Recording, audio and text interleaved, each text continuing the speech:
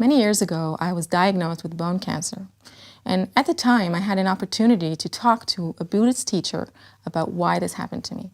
I asked him, how could this have happened to me? He said it was karma, that I had done something bad and that's why it happened.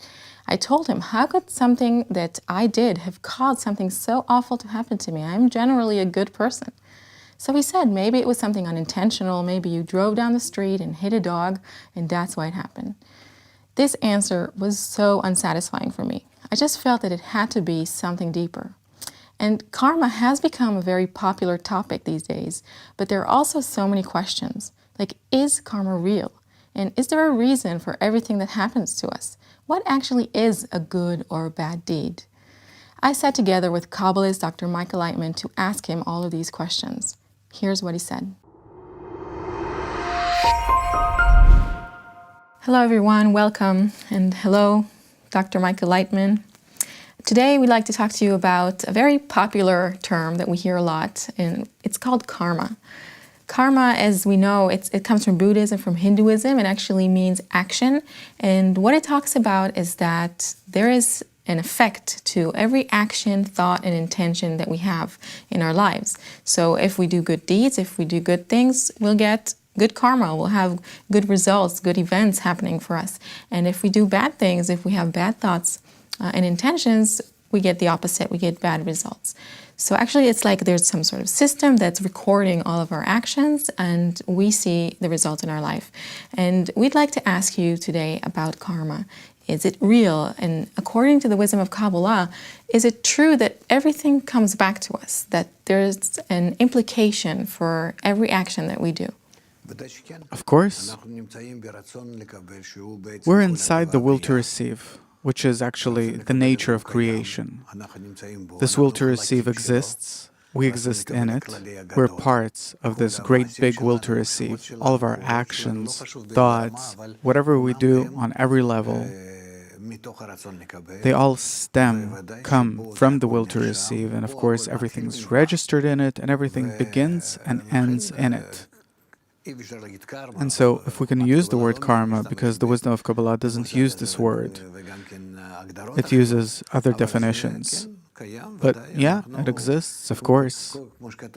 As it says, everything you do is written down. Where is it written exactly? What is this system that is tracking us? We're inside of it, meaning we're inside the will to receive. That was created by the Creator. And this is the only thing that exists. There's the upper force and the desire that He has created, and we're parts of this desire. If I did a bad action, if I did something wrong in my life, will that have a negative result later on? We have to understand what good and bad is. It's all according to the laws of that reality, karma. I'm using this word cautiously because I don't exactly know what people mean by it. What are good and bad deeds, according to Kabbalah? Very simple. A good deed is an action that connects everyone.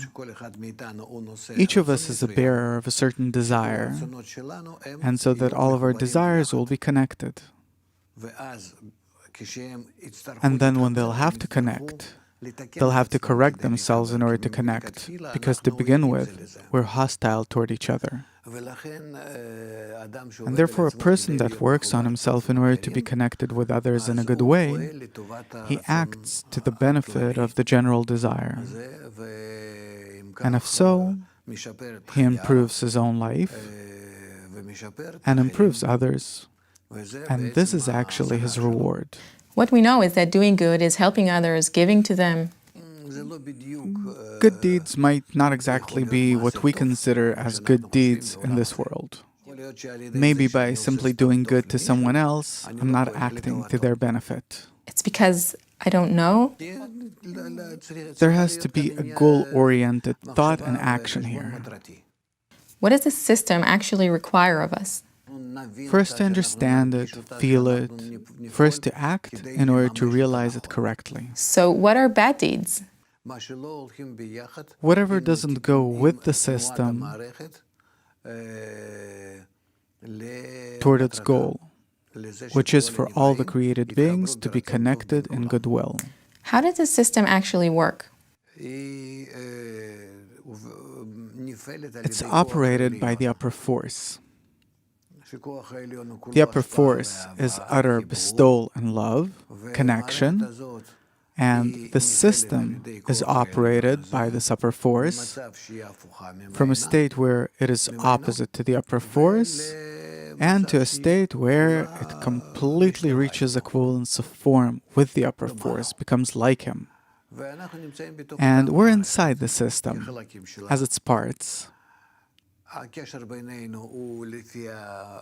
Our connection is according to what the system determines, and if we act in favor of our mutual connection, we influence the system for the better and also our fate, or vice versa. I'll give you an example. A lot of years ago, I was diagnosed with cancer, and at the time I was studying with a Buddhist teacher, and I asked him, why did this happen to me? And he told me that it was karma, that it was probably something bad that I'd done, and that's why it happened. And I told him, but what bad could I have done? Generally I'm a good person. I don't intend anything bad for anyone. So he said maybe it was something unintentional, maybe you drove down the street and accidentally hit a dog and didn't even notice, and this is why it happened to you. So obviously this answer did not satisfy me. Because it's really incorrect. So why do bad things happen to people? It's not that bad things happen to people. It's the revelation of that karma, as you call it, and we have to correct it. That when that desire is revealed, it's always revealed in its bad form.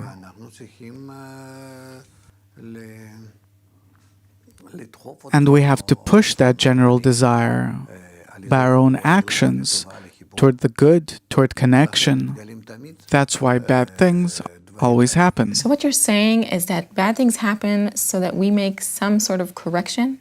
What is this correction? We have to correct these things to make them better, first to be closer to each other, first to reach a mutual understanding, decision, proximity, mutuality, mutual actions. It's actually the process that this will to receive has to go through from its initial broken state. If you've ever heard about the sin of the tree of knowledge, the shattering of Adam HaRishon, literally meaning the first Adam, and until we rebuild this entire broken system correctly. So for those of us who don't really know this story, and it sounds a bit detached even, how can I interpret correctly what happens to me in my life? Very simple. Work toward love another as thyself, which is also not that clear. But still, it says about something, that we have to be connected in a good and nice way. You're saying I have to understand that the things that are happening to me are actually pointing me towards some sort of correction. You're given an opportunity to act, not according to the way things are revealed in you, but to the contrary, to correct them. Things that are bringing me closer to? Yeah. Is there punishment in the wisdom of Kabbalah? There's no punishment. The system doesn't work that way. What seems to us as a punishment is also a correction. Right, like we said before, an opportunity. There are no punishments. But in order to lead a person to a better scrutiny, in order for him to correct what he has to correct, then he's burdened with something and he calls it a punishment, but actually it's the revelation of the actions that he has to take, which is a correction. So how does a person not feel guilty about something that happened to him that is the result of something bad he might have done? From what we're saying, then no one's guilty of anything. Why? Because to begin with, it comes to us in the form of a broken system. And we have to correct it. Therefore, we're not to blame. It's like we give a little child Lego or something broken, and we want for him to connect it, to repair it. Like a puzzle, for example.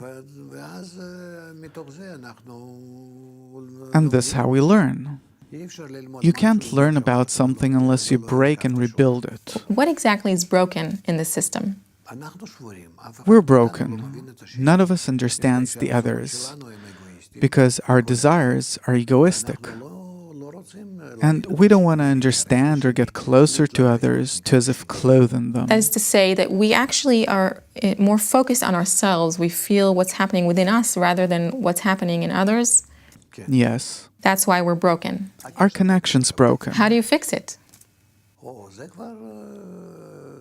This is what Kabbalah is about. It's the wisdom of correction.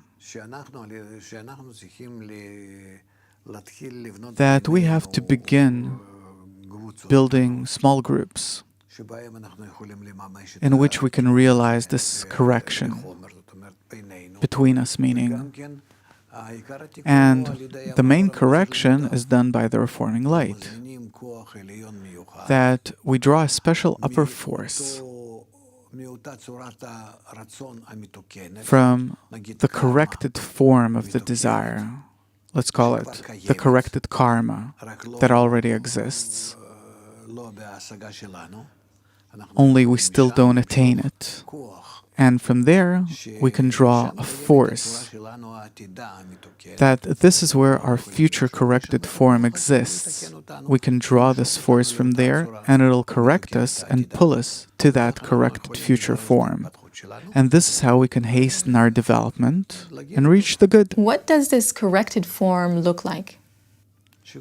That all of us lose our ego, our sense of self.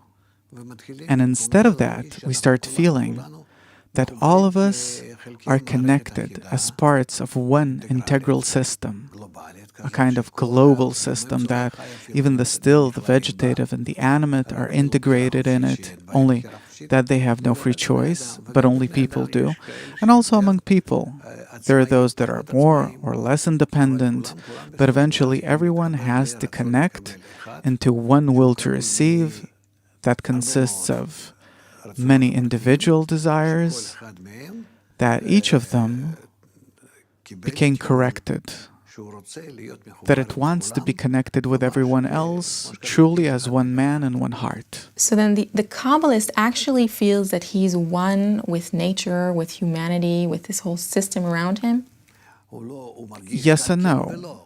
He feels where he is, and what does he still have to correct? So all our actions, good and bad, are actually how we point ourselves towards this unity that you're speaking of? Our future unity. You talked about free choice. What is this free choice? To head toward it, or to deal with our individual, egoistic, narrow will to receive. This is what our free choice is, this or that. You also said that if something bad happens to someone, it's actually an opportunity. So how can one realize this opportunity correctly? It's something that a person can't do on his own. He has to enter a group. And in the group, he has to understand how the entire system works, because it's the method of connection.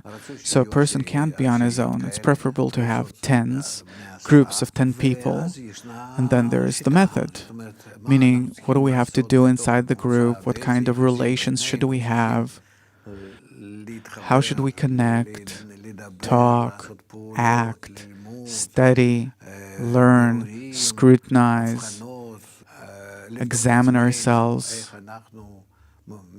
Are we closer or more distant from each other? This is how the entire work is in a so-called 10. Usually it's preferable for there to be 10 people that want to connect this way, and then in their connection they can suit themselves to the general upper system that includes all of nature in it. And then inside this 10, they can examine and learn and inquire and understand and connect themselves with the whole of nature. Actually, when I read about karma, I read that it could be something that has something more to do with our internal state, meaning that if I am self-centered, if I'm egoistic, if all I do is think of myself, I will experience internal suffering. Whereas if I think of others and free myself of my self-centeredness, I will be free of that suffering. Is that closer to what you're saying? I'm not really an expert in karma, and I was never engaged in Buddhism or any of its branches. I think that it's not exactly correct, because the wisdom of Kabbalah, it brings us the reforming light. It's a very special upper means that comes from outside of our world. It's a force that works on a person and raises him above his egoistic nature. And then a person transcends to a point where he doesn't need meditation, where he doesn't need to even perform any special corporeal actions. He doesn't need any special lifestyle. All these things happen inside of him, according to his intention.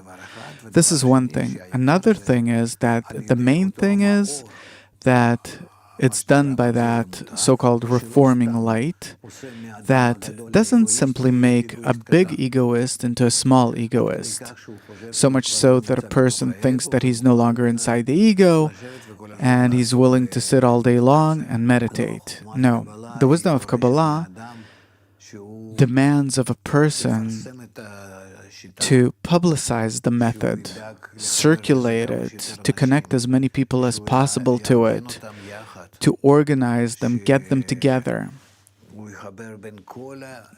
for him to connect all of mankind, and not that he can sit on his own, on some hilltop in a special posture, and think thoughts that are as disconnected as possible from this world. The wisdom of Kabbalah is very realistic and practical. So it doesn't cancel a person's ego, but rather direct it correctly. Furthermore, because the more we advance in the realization of the wisdom of Kabbalah, on the one hand, from the so-called left line, we become more egoistic, because anyone who's greater has greater desires. Meaning that if I know how to correct my small ego, then from the general system, I get a greater ego. Kabbalah makes me more egoistic? Yes, on the one hand. On the other hand, it gives me the tools to deal with this ego so that we can transcend it, rise above it, and this way we can correct the ego more and more. Therefore, whoever is engaged in the wisdom of Kabbalah doesn't feel that he's already in some kind of nirvana or something, in some exalted states that are disconnected from reality, but to the contrary. We enter deeper and deeper into the will to receive, deeper and deeper into the evil reality, and there we cause greater and greater corrections. You mentioned earlier that everything happens within our intention. So what is more important here? The intention that we have behind an action or the action itself?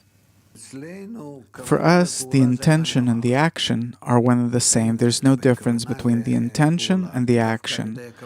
Because by the intentions, we operate reality. We don't have to do anything with our hands or legs, unless it's in order to organize people, for them to study together, and for them to come into closer contact with the wisdom of Kabbalah. But actually, probably like in these methods and these teachings, it's all about the inner realization. It also says so in our books that Abraham, our patriarch, he gave his students the method of the wisdom of Kabbalah in a certain form and sent them eastwards. Maybe it refers to all of those teachings that later were realized in India and so on. All of these concepts that sound similar to what you're saying are actually coming from the same source? Yes, I think so. Even in Japan and, well, China, it's a bit different. It's Confucius. And later, it changed somewhat. But more or less, all of the Eastern methods, teachings, all the nations there, this is how they are. And to begin with, this is how it was also with Islam and Christianity. Only later on, It all went through certain changes. Also, Judaism went through many changes. But the basis for all of them is the wisdom of Kabbalah.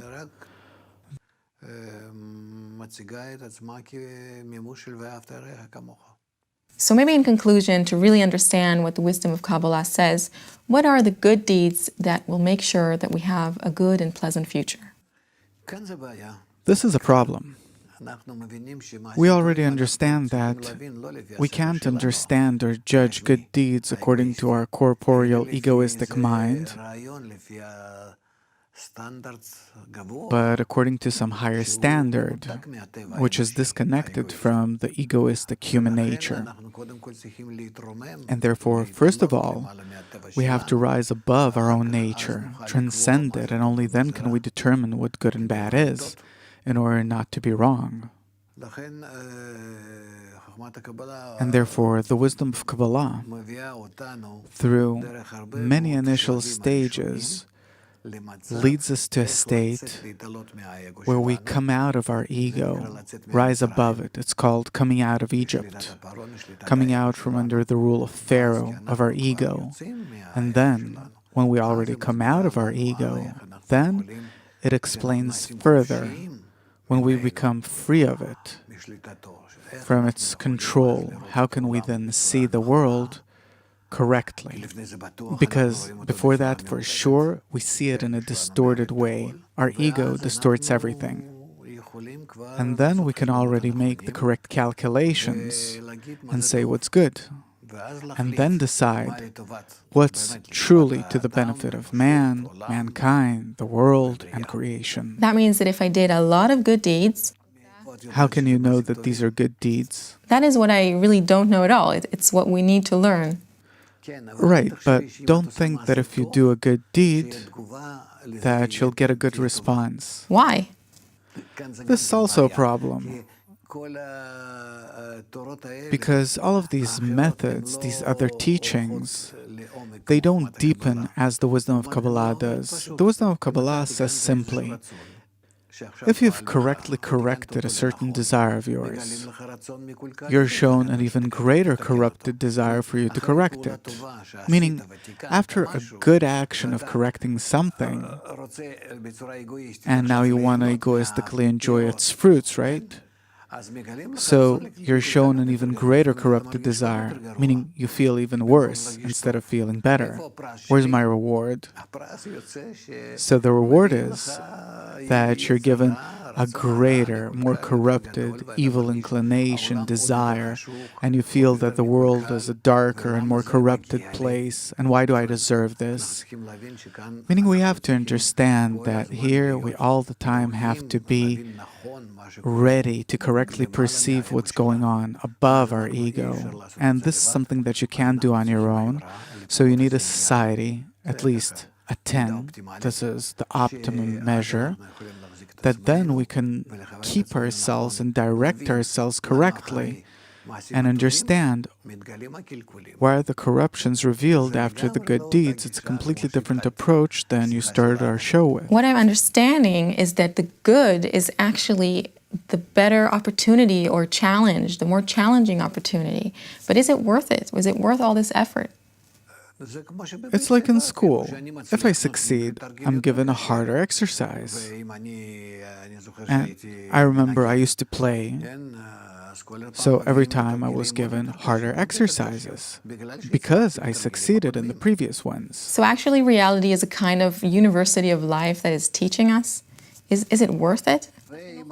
If I look at the end goal that everyone has to achieve, and the main thing for me is to acquire the force of bestowal upon the force of reception, meaning despite it. So all the time, on the one hand, I'm walking in greater and greater darkness and sorrow that's revealed in my vessels of reception. On the other hand, I acquire the light that lifts me above this darkness, my ego. And this way I consist of both lines, the good and the bad. And I build myself above them, higher and higher. I don't need the bad, and also I don't need the good. The main thing is that I rise above, I'm more connected to the upper force by these two forces of good and bad. This is my reward. So who is this person who... This is called man, Adam in Hebrew, that middle line, that point where I connect the good and the bad together in order to achieve adhesion, to be like the Creator, the upper force. This is called Adam, man in Hebrew, also meaning similar to the Creator. Is this the same unity that you described earlier with all of humanity and nature? So as a result of our unity, we also unite with Him. It sounds like we have a lot to aspire to and to learn. We have to learn and realize. Good luck. Thank you very much, and thank you to our viewers. Until next time, see you soon.